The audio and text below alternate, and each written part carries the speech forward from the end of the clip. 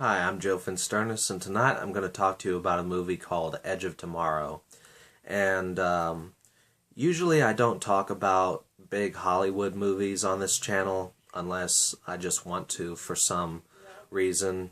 But yeah, despite the fact that this was one of the most highly acclaimed films from last year, I heard that it ended up failing at the box office, largely because the trailers made it look like it was going to be another Oblivion, just this very bland science fiction Tom Cruise adventure. But I decided to take the word of the people who had reviewed it and check this movie out. Um, Also, I'm not sure why the hell they ended up calling this Live, Die, Repeat when it came out. Edge of Tomorrow sounds a lot better to me. Live, Die, Repeat just sounds like some straight-to-DVD Sci-Fi Channel original. But I digress. The film takes place in a not-so-distant future where the Earth is being invaded by aliens. And they're just these killing machines without rest. They're just going around destroying everything in sight. And this guy named William, who is the character played by Tom Cruise, ends up joining the battle and dying. And then he, for some reason, which, ends up being revealed later on in the film, he ends up coming back to life the day before he died.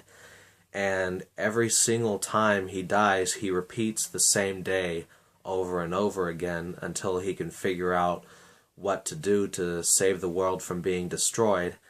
And, in most of his action movies, Tom Cruise is known for playing these very confident, sort of badass action heroes. But in this movie, he plays a coward. He starts off as just this businessman who is marketing these military weapons, and he ends up being forced to join the battle because he isn't actually trying to make himself look like a businessman. He is impersonating a military officer and trying to tell people that he's this decorated war veteran, which he's not. And of course, that's very illegal to do.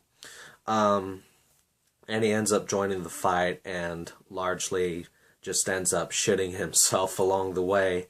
Even when he finds out what he has to do and what's going on, when he realizes that in order to go back in time, the only way for him to do that is to die again and again until he gets things right, he's like, I don't really want to do that, despite the fact that it's for the greater good.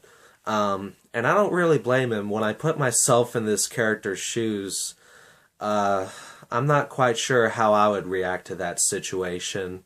I mean, I've never died before, but I don't expect that it would feel very good. And there is a much more badass character in the movie who comes in the form of this woman named Rita, who is played by Emily Blunt. She knows what she's doing, and she is the character who's able to help William along the way, and she knows how to kill the aliens. She just doesn't know exactly how to end the war. And the character's nickname, though, is Full Metal Bitch, and the first couple of times you see her in the movie, that last part of her name does seem to be a pretty accurate description. The first time she even interacts with Tom Cruise's character, she does something pretty cold-hearted, but at the same time I had to put myself in this character's shoes, and it was like, well, he was getting ready to die anyway. So, yeah, when it comes to the action in this movie, it is pretty damn intense, especially the first time William goes into the battle. It was pretty freaking scary to watch. It didn't feel like I was watching a science fiction movie. For a few minutes, it felt like I was watching a war epic. And the aliens went largely hidden for those first few minutes during the first, big action scene. And as I was getting more and more glimpses of these things, and even as the big reveal happened, I was just sitting there wondering for a minute what the hell I was looking at. Because the design looked very new and original in this movie. Uh, filmmakers have done so much with the look of aliens over the past several decades. Most of the time, they've just gone the safe route with doing the big-headed, big-eyed, three-fingered humanoid aliens, but it was really cool to see something that was sort of fresh and unique in this movie in terms of the way that life from beyond our planet looked. And as far as the time travel element goes in this movie, I was expecting it to be just like Source Code, because even as reviewers were trying to say how original this story was, it sounded a lot like that movie to me, but the way it ends up playing out is very different from Source Code. It never really gets repetitive at any point. I expected it to keep going back to the point where William woke up and just keep going on from there, but there were a few quick cuts where you saw him during his last moments, and then you see him die, and then you see him repeat it over again through trial and error. So even if you're a big hater of Tom Cruise, one thing that might be able to sell you on this movie is that you'll get to see him die several times throughout the film.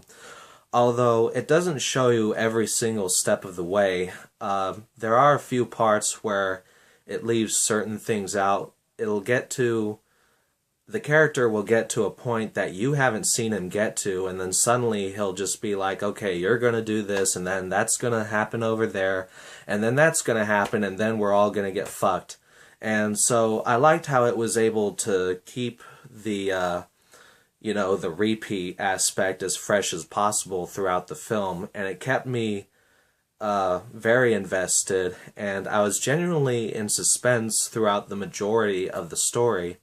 So yeah, in the end, I would say that Edge of Tomorrow is worth the hype, at least as far as the reviews are concerned, and it does come very highly recommended. I would even go so far as to say that this movie deserves to become a classic somewhere along the road as Edge of Tomorrow, not Live, Die, Repeat. Anyway, that's all I've got to say about this film. I hope y'all have a good one.